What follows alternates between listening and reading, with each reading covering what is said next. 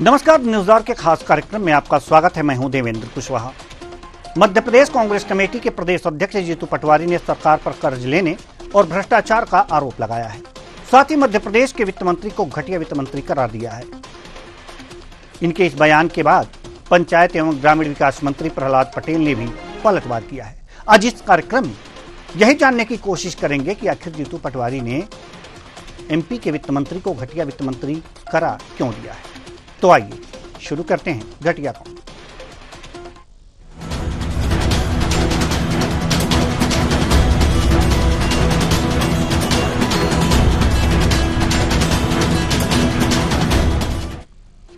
मध्य प्रदेश विधानसभा में बजट पेश होने और कैग की रिपोर्ट सामने आने के बाद प्रदेश की सियासत गर्मा गई है। विधानसभा सत्र खत्म होते ही कांग्रेस बजट को लेकर सरकार पर हमलावर है। सीएजी की रिपोर्ट को लेकर विपक्ष ने कई मुद्दों पर सवाल उठाए हैं। प्रदेश कांग्रेस के अध्यक्ष जीतू पटवारी ने कर्ज लेकर योजनाओं को चलाने और कर्ज लेकर कर चुकाने पर वित्त मंत्री जगदीश देवड़ा पर तल्ख टिप्पणी कर दी है। देवड़ा के वित्तीय प्रबंधन पर सवाल उठाते हुए पीसीसी चीफ ने कहा है कि कैग ने सरकार के वित्तीय प्रबंधन को घटिया प्रवर्धन करार दिया है और मध्य प्रदेश के वित्त मंत्री घटिया वित्त मंत्री हैं। हालांकि जीतू ने यह भी कहा है कि यह बात वे नहीं कह रहे हैं बल्कि कैग की रिपोर्ट कह रही है। सुनिए जीतू पटवारी प्रदेश कांग्रेस अध्यक्ष ने क्या कुछ कहा। कर्ज इसलिए लिया जाता है कि करप्शन करना है, बजट इसलिए बढ़ाया जाता है कि कर्ज लेना है। जो वित्त मंत्री को इन सब गतिविधियों के लिए, गलत प्रबंधन के लिए कैग ने दोषी ठहराया है और कैग की रिपोर्ट के अनुसार मध्य प्रदेश के वित्त मंत्री की वित्त व्यवस्था घटिया स्तर की है। इसलिए वित्त मंत्री को इस्तीफा दे देना चाहिए और वित्त मंत्री को इस्तीफा नहीं देते हुए तो मुख्यमंत्री को उनको हटा देना चाहिए। धन्यवाद। जीतू पटवारी के इस बयान के बाद सरकार की तरफ से पंचायत एवं ग्रामीण विकास मंत्री प्रहलाद पटेल ने पलटवार करते हुए तल्ख लहजे में कहा है कि वे जीतू पटवारी को सलाह नहीं देंगे, लेकिन पटवारी को यह राय जरूर दूंगा कि संसदीय भाषा का उपयोग करना सीखें। वे इसलिए इस बात पर कोई जवाब नहीं देना चाहते क्योंकि उनके वरिष्ठ नेताओं का भी यही हाल है जो जीतू पटवारी का है। उन्होंने पटवारी पर तीखा हमला बोलते हुए कहा कि पटवारी तो जगदीश देवड़ा के पैरों की धूल के समान भी नहीं है। जगदीश देवड़ा का विधानसभा का लंबा कार्यकाल है। एक दलित के बारे में ऐसी टिप्पणी करने का दुस्साहस करना जीतू पटवारी को बहुत महंगा पड़ेगा। सुनिए प्रहलाद पटेल कैबिनेट मंत्री ने क्या कुछ कहा। मैं सलाह नहीं दूंगा, लेकिन कांग्रेस के अध्यक्ष को ये बात जरूर कहूंगा कि संसदीय भाषा का प्रयोग करना सीख लें। वैसे मैं अपेक्षा इसलिए नहीं करता कि उनके नेता के भी वही हाल है जो जीतू पटवारी के हैं। जगदीश देवड़ा की पैरों की धूल नहीं है जीतू पटवारी। उनका जो विधानसभा का कार्यकाल है और एक दलित के बारे में ऐसी टिप्पणियां करने का दुस्साहस करना, ये जीतू पटवारी को महंगा पड़ेगा। तो जीतू पटवारी को महंगा पड़ेगा, यानी कि खराब वित्तीय प्रबंधन को लेकर के ये बवाल मचा हुआ है। जीतू पटवारी ने कैग की रिपोर्ट के आधार पर यह कहा है कि मध्य प्रदेश के वित्त मंत्री जगदीश देवड़ा एक घटिया वित्तीय प्रबंधक हैं और इसको लेकर के मध्य प्रदेश के मंत्री प्रहलाद पटेल ने कहा कि जीतू पटवारी का इस तरह से दुस्साहस करना वास्तव में कहा जा सकता है कि उन्हें महंगा पड़ेगा।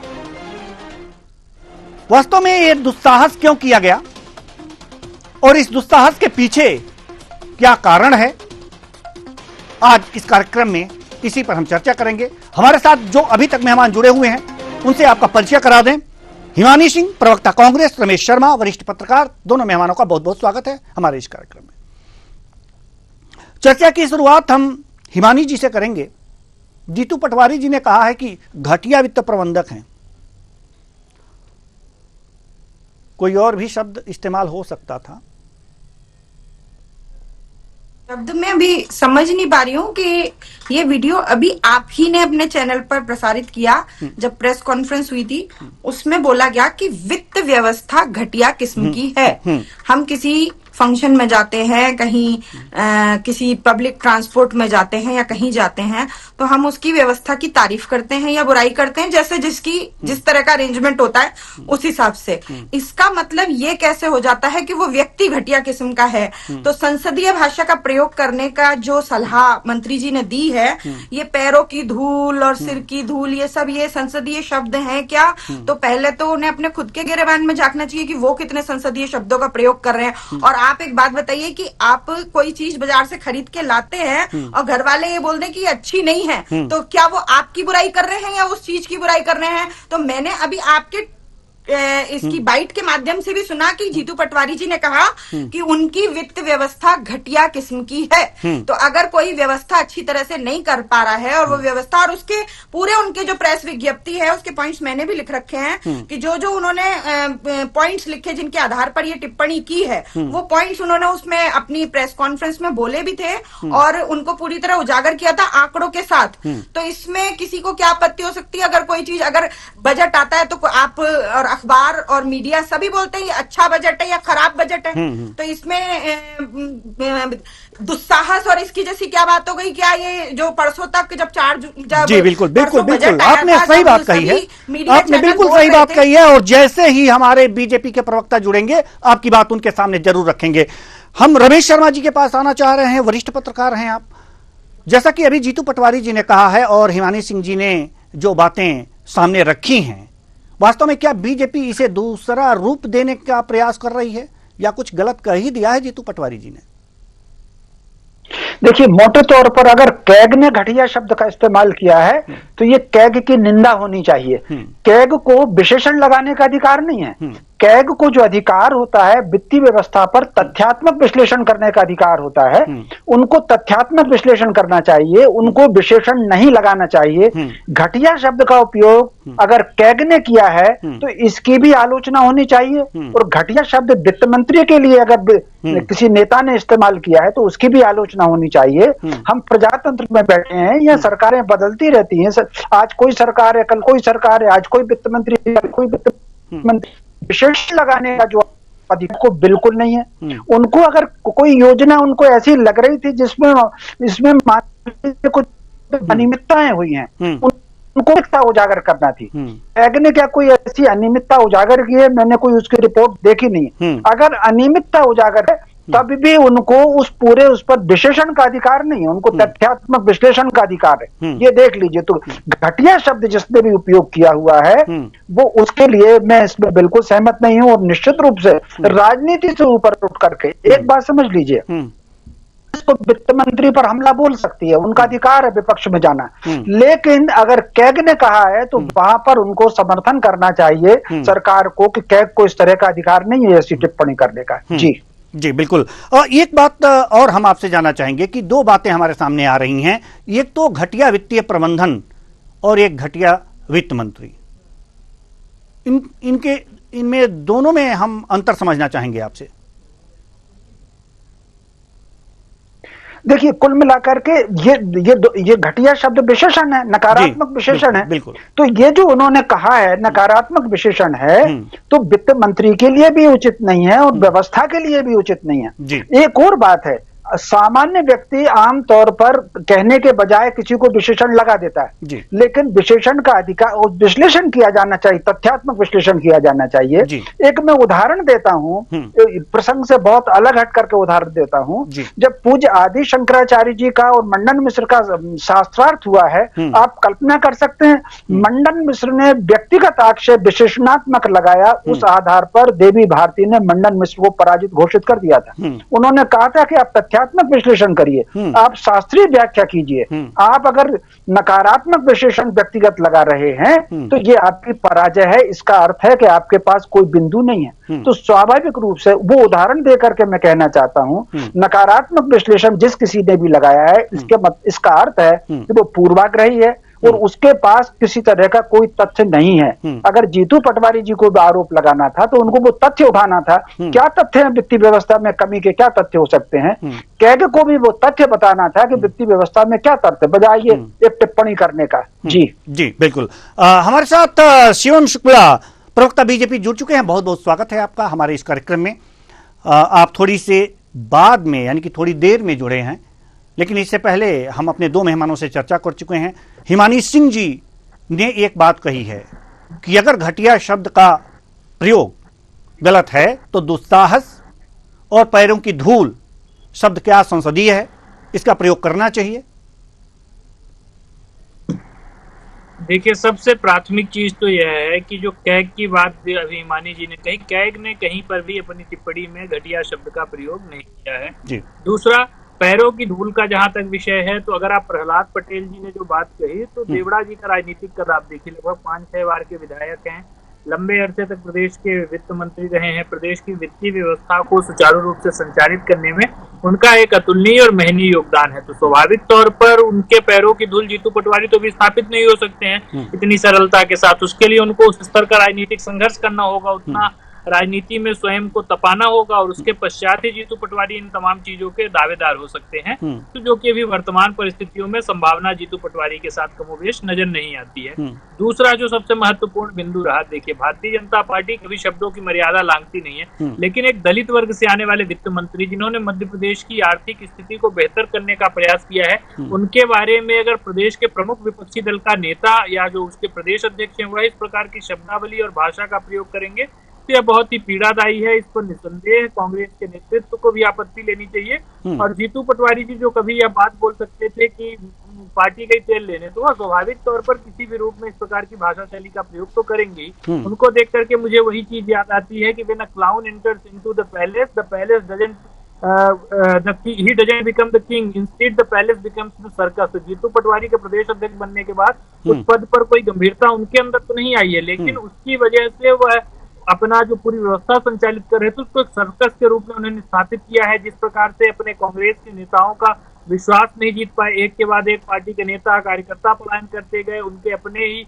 अजय सिंह हो, अरुण यादव हो, विवेक तनखा हो, इस प्रकार के तमाम जितने भी वरिष्ठ नेता हैं वह उनके नेतृत्व पर सवाल उठा रहे हैं। कमलनाथ जी, दिग्विजय सिंह रुष्ट नजर आते हैं, बैठकें लेते हैं, ये नेता उसमें उपस्थित नहीं होते हैं। उस स्थिति में जीतू पटवारी इस प्रकार की और पूरी तरीके से शर्मनाक बयानबाजी करके अपने राजनीति को बचाए रखना चाहते हैं। उनके बहुत ही घोर शब्दों में निंदा कई प्रमुख लोगों ने की है, और स्वाभाविक तौर पर यह बहुत ही आपत्तिजनक है कि प्रदेश के एक प्रमुख विपक्षी दल का नेता इस स्तर की भाषा शैली का प्रयोग करता है। जी, मतलब जी। आप हिमानी जी, जी, जैसा कि अभी शिवम शुक्ला जी ने अपनी बात रखी है, आप कुछ कहना चाहेंगी? बिल्कुल, इस बात पे मुझे तो लगता था, वैसे आपको भी बीच में बोल देना चाहिए था कि वहाँ जो प्रेस कॉन्फ्रेंस में हुआ या जो संसद भवन में हुआ वो आपके चैनल की डिबेट में नहीं था, लेकिन ये कि फिर से यहाँ पे ये रिपीट किया जाए, वरिष्ठता भी देखें तो शिवम के तो जब कांग्रेस पार्टी में थे तब भी सीनियर थे, और उम्र के हिसाब से चलिए विपक्ष पार्टी में चले गए शिवम, लेकिन अभी भी सीनियर ही हैं। तो ये पैर की धूल कौन किसकी बनना चाहता है, कौन किसके लिए, और ये किसी का व्यक्तिगत निर्णय हो सकता है कि मैं किसी को अपने से इतना महान मानूं कि मैं उसके पैर की धूल बनना चाहूं। तो एक अगर आप इसको जातिवाद पे ले जाना चाहते हैं तो इसको इस तरह से भी कहा जा सकता है कि एक ओबीसी व्यक्ति को किसी के पैर की धूल के बराबर भी नहीं कहा। अगर आप इसे जातिवाद पे ले जाना चाहते हैं तो वो भी ओबीसी वर्ग से ताल्लुक रखते हैं। तो अगर आप इस तरह का वो करना चाहते हैं तो ये, और फिर मैंने एक चीज बोली कि किसी व्यक्ति को और किसी व्यवस्था को घटिया बोलने में दो तरह का फर्क होता है, पर आप अगर इसको इस तरह ले जाना चाहते हैं तो फिर दूसरे लोग भी किसी भी तरफ ले जा सकते हैं। और रही बात इसकी कि कैग ने बोला, तो ये दूसरा पॉइंट है, ये यहाँ हम बात इस पे कर ही नहीं सकते कि कैग ने क्या बोला, उनको करना चाहिए। यहाँ बात हो रही है कि प्रहलाद पटेल जी ने क्या कहा, जीतू पटवारी जी ने क्या कहा, और वित्तीय प्रबंधन किस टाइप का है। अगर कोई चीज घटिया है तो उसको घटिया कहा जाएगा। विशेषण इसीलिए होते हैं, अच्छे विशेषण भी होते हैं और बुरे विशेषण भी होते हैं। इसका मतलब ये नहीं होता कि किसी व्यक्ति विशेष को घटिया या अच्छा कहा जा रहा है, लेकिन ये अति निंदनीय है। और उससे ज्यादा निंदनीय यह है कि अपने से वरिष्ठ व्यक्ति के लिए यहाँ इस डिबेट में बैठकर शिवम ने भी इस तरह के शब्दों का प्रयोग किया कि नहीं हो सकते, हम चाहते भी नहीं है इतना घटिया वित्त प्रबंधन करके उनके पैरों की धूल के हम उनके जैसा कुछ भी करना नहीं चाहते हैं। तो मैं और मैं पूरे आंकड़े लेके बैठी हूँ। अगर आप आंकड़ों की बात करें, खैर इसको इनको ले जाना ही नहीं है क्योंकि आंकड़ों में तो इन्हें मालूम है कि ये जवाब नहीं दे पाएंगे, क्योंकि पूरे प्रेस नोट में भी पूरे पॉइंट्स उन्होंने आंकड़ों के साथ दिए हैं कि इसमें कितना उन्होंने वित्तीय प्रबंधन किया। जो पूंजीगत चीजें थी उनको कार और फर्नीचर जो उनको पूंजीगत निवेश में रखा और उसको बढ़ा हुआ दिखा दिया। बाकी सभी मद जो किसान हैं, जो किसान विकास विभाग है, जो जो प्रधानमंत्री सड़क योजना है, आवास योजना है, इन सबका बजट कम कर दिया गया। एक टैक्स का अमाउंट उन्होंने बढ़ाया। बजट के डिबेट्स हो रही थी और जो बजट के भाषण थे उनमें ये बड़े जोर जोर से कहा जा रहा था कि उन्होंने कोई टैक्स नहीं लादा। तो फिर ये 25% जो आप टैक्स का आंकड़ा बढ़ा हुआ दिखा रहे हैं, उसको आप किस तरह से बढ़ाने की आपने बाकी चीजों में सोच लाने की कोशिश की है कि कैसे बढ़ाएंगे आप उसको? और बाकी चीजों में आपने जो भी निवेश वाली चीजें हैं, जैसे कृषि विकास विभाग है, बीमा योजना तक का अमाउंट उन्होंने कम कर दिया है। तो इन सब चीजों का अगर इसका विश्लेषण किया जाए, अगर आप जब इसको स्वर्णिम बोल रहे थे तब अच्छी बात थी, और अगर किसी ने आलोचना कर दी तो आप उसको जातिवाद पे और व्यक्तिवाद पे सब चीजों पे ले जाएंगे, तो फिर इसकी। जी बिल्कुल बिल्कुल, हम आएंगे आपके पास हिमानी जी। आपकी बात भी एक तरह से अपनी जगह ठीक है। रमेश शर्मा जी के पास हम जाएंगे और रमेश शर्मा जी से जानना चाहेंगे कि जो बातें हिमानी सिंह जी ने कही कि अगर घटिया शब्द की बात है, घटिया वित्त प्रबंधन या घटिया वित्त मंत्री जो भी हो, इसकी बात है, तो दुस्साहस और चरणों की धूल कहना कहां तक जायज है? जी रमेश शर्मा जी। निश्चित रूप से धूल कहना ये उचित है। प्रहलाद पटेल जैसे सीनियर व्यक्ति को, वरिष्ठ व्यक्ति को चरणों की धूल शब्द का उपयोग नहीं करना चाहिए था।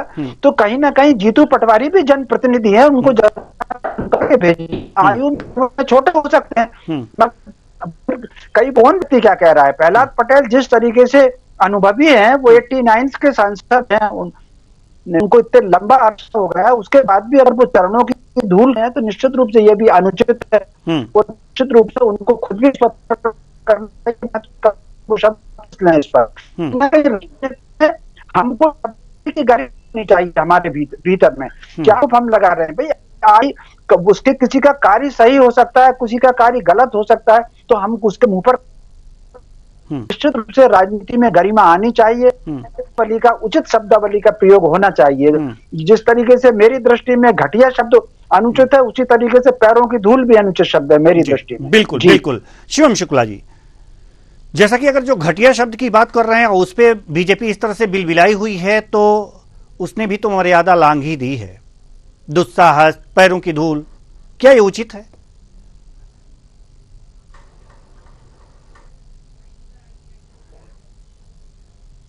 कोई भी मर्यादा नहीं लांघी है।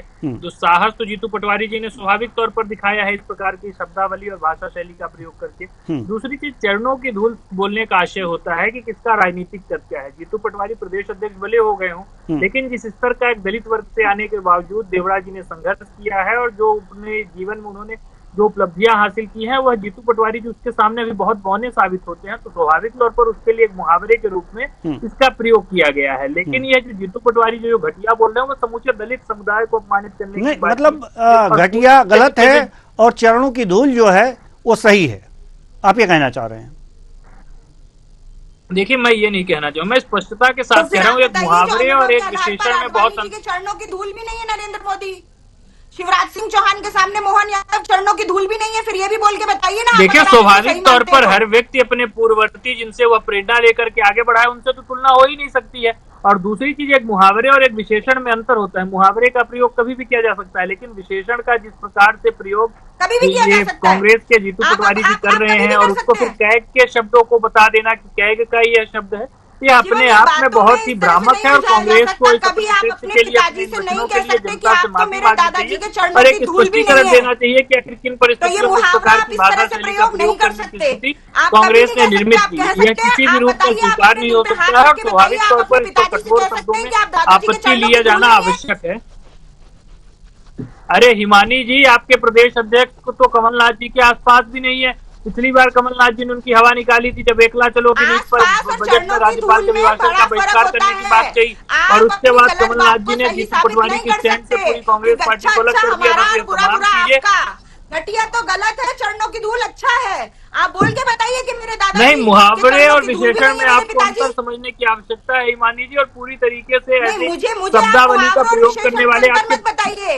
यहाँ डिग्रियों का कोई वो नहीं चल रहा है। मैं भी जानती हूँ मुहावरे क्या होते हैं, विशेषण क्या होते हैं, और व्यक्तिवाचक क्या होता है और जातिवाचक क्या होता है। आप जिसको जाति की तरफ लेकर जाने की कोशिश कर रहे हैं, और जो आप इस तरह से, अब जनता सब समझती है। अगर आप ये कह रहे हैं पहली बात, तो हिमानी जी, आप अपने नेता को यह समझाने का कष्ट करिए कि वह इस प्रकार की संवेदनहीन और अपमानजनक भाषा शैली का प्रयोग बंद करे, और राजनीति में जो शुद्धता और एक जो मर्यादा है उसको स्थापित करे। स्वाभाविक तौर पर जीतू पटवारी जी की इसी प्रवृत्ति और मानसिकता का परिणाम है कि आज कांग्रेस को इस प्रकार की संकटग्रस्त स्थिति का सामना करना पड़ रहा है, और आज भी कांग्रेस के सामने वापसी की कोई गुंजाइश अथवा संभावना नजर नहीं आ रही है तत्काल परिस्थिति। उससे घटिया शब्द यूज कर देते हैं आप। चलिए, तो जो चीज घटिया होगी उसे घटिया कहा जाएगा, जो अच्छी होगी उसे अच्छी कहा जाएगा। किसी व्यक्ति को नहीं, दोनों जो जो हमारे मेहमान हैं अपने अपने नेताओं द्वारा प्रयोग किए गए शब्दों का महिमा मंडन कर रहे हैं, जबकि दोनों नेताओं के दोनों नेताओं के शब्द, आप वो बाइट फिर से चलाइए। उन्होंने किसी दोनों नेताओं के शब्द इस तरह के नहीं होने चाहिए। और शिवन जी, वास्तव में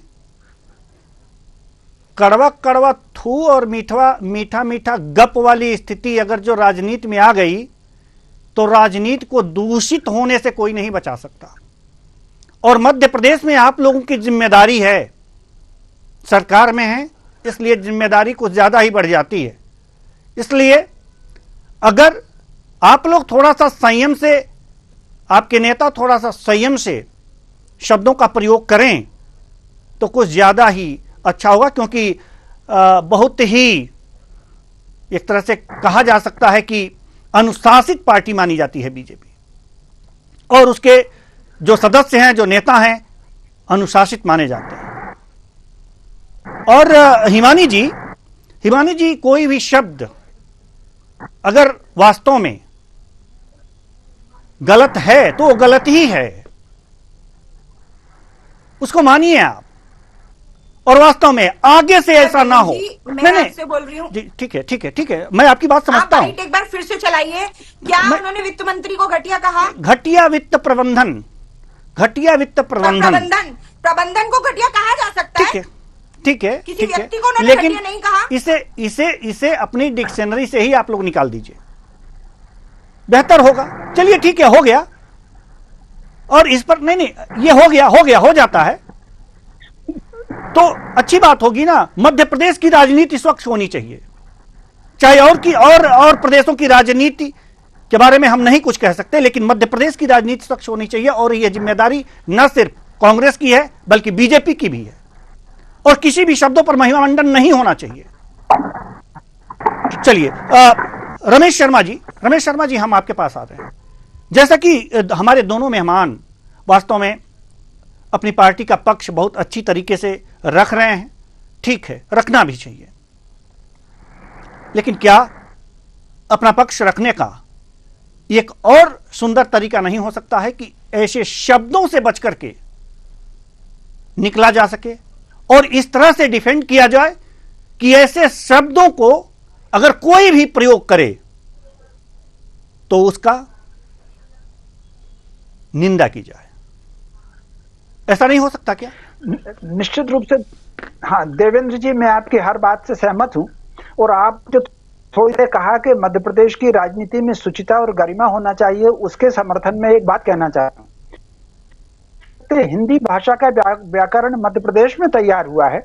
हिंदी राष्ट्रभाषा बने, इसका आंदोलन सबसे पहले मध्य प्रदेश से आरंभ हुआ है। तो भाषा के स्तर पर, भाषा के सौंदर्य पर मध्य प्रदेश में सबसे अधिक काम हुआ है स्वतंत्रता के बाद। और ऐसी स्थिति में अगर मध्य प्रदेश के नेता ऐसा बोलेंगे तो फिर मुझे दूसरा हिमानी पर लग रहा है कि हिमानी शब्द शीतलता भी होता है, मगर कितना कुछ कर रही है। तो कुल मिलाकर के जो बात कहना है, शीतलता के साथ कहो, मुस्कुराहट के साथ कहो। और देवेंद्र जी ने बिल्कुल सही बात कही। आप अपनी बात को अच्छे शब्दों में ठंडक के साथ भी प्रस्तुत कर सकते हैं। तो मैं समझता हूं इस बात का ध्यान रखा जाना चाहिए। अब जो हो गया है उसे कोई नहीं बदल सकता। शब्द क्या उपयोग उसको कोई, हम लोगों ने भी जो शब्द उपयोग कर लिए हैं उसको कोई नहीं बदल सकता। हमको भविष्य में ध्यान रखना चाहिए। ये महाभारत में प्रसंग आता है, भगवान कृष्ण ने द्रौपदी से कहा है कि जो हो चुका है उसको मैं भी नहीं बदल सकता। भविष्य की यात्रा का हम निर्णय कर रहे हैं, तो भविष्य में सारे लोग अपनी शब्दों की मर्यादा रखें और प्रवक्ताओं को भी अपने अपने नेताओं का बचाव तो करें, लेकिन कुछ ऐसी शैली लेकर के आए जिसमें बचाव भी हो जाए और एकदम ये भी ना लगे कि गलत शब्दों का या गलत बात का भी समर्थन किया जा रहा है। इस बात का, ऐसे प्रवक्ता हैं, भाजपा में भी हैं, कांग्रेस में भी हैं। मेरे साथ कई बार ऐसी डिबेट हुई है कि वो बात कहते तो हैं लेकिन संतुलन के साथ कहते हैं, एक सार्थक बात कहते हैं। जी जी, हिमानी जी आप कुछ कहना चाह रही थी? बिल्कुल, मैं जो भी बहुत न्यूट्रल तरीके से वरिष्ठ पत्रकार भाई ने अपनी बात रखी और मैं बहुत उनका सम्मान करती हूँ। मेरे नाम का अर्थ वाकई हिमानी है। हिमानी का मतलब होता है बर्फ के बड़े बड़े पहाड़। पार्वती जी को भी इसीलिए हिमानी कहा जाता है, और जब वो ठंडी होती है तब ठंडी होती है, और जब वो तोड़ती हैं तो टाइटैनिक को भी तोड़ देती हैं। तो अगर कभी कोई चीज अमर्यादित होगी तो बिल्कुल न्यूट्रल, लेकिन अगर कभी कभी क्या होता है कि सामने वाले को देखते हुए भी अपना रुख इख्तियार करना पड़ता है, वरना कहीं ना कहीं जिस तरह से इसको जातिवाद और इस सब चीजों में धकेलने की कोशिश की जा रही है जो गलत है, तो उसमें फिर उस तरह से ही रक्षात्मक हुआ जाता है, ऐसा मेरा मानना है। बाकी बात सम्मान के साथ मैं आपकी बात को आत्मसात करने की कोशिश करूंगी। जी, शिवम शुक्ला जी। जी शिवम शुक्ला जी, आप तक मेरी आवाज जा रही है? अरे देखिए, भारतीय जनता पार्टी में कभी भी इस प्रकार के कदाचार और भाषा शैली का प्रयोग नहीं किया जाता है। हम पूरी तरीके से मानते हैं कि राजनीति को शिष्टा के साथ करना चाहिए। हमारा नेतृत्व भी इसी दिशा में लगातार प्रयासरत रहता है। लेकिन अगर विपक्षी नेता शब्दाई मर्यादा को लांघते हैं, जीतू पटवारी जी का ऐसा इतिहास था। आज पहली बार उन्होंने वित्त मंत्री जी मात्र के लिए 3 शब्द बोले नहीं। अभी महिलाओं में चाशनी और रस कौन देख रहा था। इससे पहले महिलाएं अपने कपड़ों में क्या रखती हैं वह भी जीतू पटवारी जी ने बताने का कष्ट किया था। जीतू पटवारी एक परपेचुअल ऑफेंडर हैं, उनकी मानसिकता पूरा प्रदेश जानता है। तो उस स्थिति में एक बयान उनको इस प्रकार से गिल्टी नहीं साबित हो रहे, वो इस प्रकार की घटनाएं लगातार उसकी पुनरावृत्ति करते रहते हैं। तो स्वाभाविक तौर पर हमारे वरिष्ठ पत्रकार रमेश शर्मा जी ने कुछ कहा है, प्रवक्ताओं के लिए भी कुछ कहा है, उनके बारे में कुछ? स्वाभाविक तौर पर वो जो उन्होंने बोला है वो सिर्फ बातें पर है। उनकी बातें, वरिष्ठों की बातें वैसे भी मतलब हम सभी के लिए एक मार्गदर्शक के रूप में है वो रमेश शर्मा जी। लेकिन जो यहाँ पर विषय राजनीतिक है और पूरी तरीके से हम ये कहना चाहेंगे कि जीतू पटवारी जी का यह बयान स्वीकार्य नहीं है। देवड़ा जी के संघर्षों का सम्मान करना चाहिए। कैग की रिपोर्ट में जो भी बातें हों, सरकार स्वाभाविक तौर पर उन पर गौर करेगी, चिंतन करेगी। अगर कुछ सुझाव के तत्व हैं तो उनको आवश्यक रूप से अपनी नीतियों में ढालने का भी काम करेगी। लेकिन हमें जीतू पटवारी जैसे अपरिपक्व नेताओं के किसी भी प्रकार के इस प्रकार की शब्दावली के प्रयोग की हम इजाजत नहीं दे सकते हैं। चलिए ठीक है, अब चूंकि समय भी नहीं है कि इस चर्चा को और आगे बढ़ाएं। बहुत बहुत धन्यवाद सभी मेहमानों का, आप आए और अपने अपने विचार साझा किए। तो कुल मिलाकर के देखा जा सकता है कि शब्दों का प्रयोग राजनीति में इस तरह से होना चाहिए कि सांप भी बन जाए और लाठी भी ना टूटे। यह कहावत तो आपने सुनी होगी। यानी कि आप आलोचना भी कर दें और शब्दों की मर्यादा भी बनी रहे, तभी राजनीति जो है वो स्वच्छ और सौम्य रह पाएगी। वरना एक दूसरे पर अगर कीचड़ उछालेंगे तो कीचड़ आपको ही गंदा करेगी। बस आज इतना ही, मुझे दीजिए इजाजत, नमस्कार।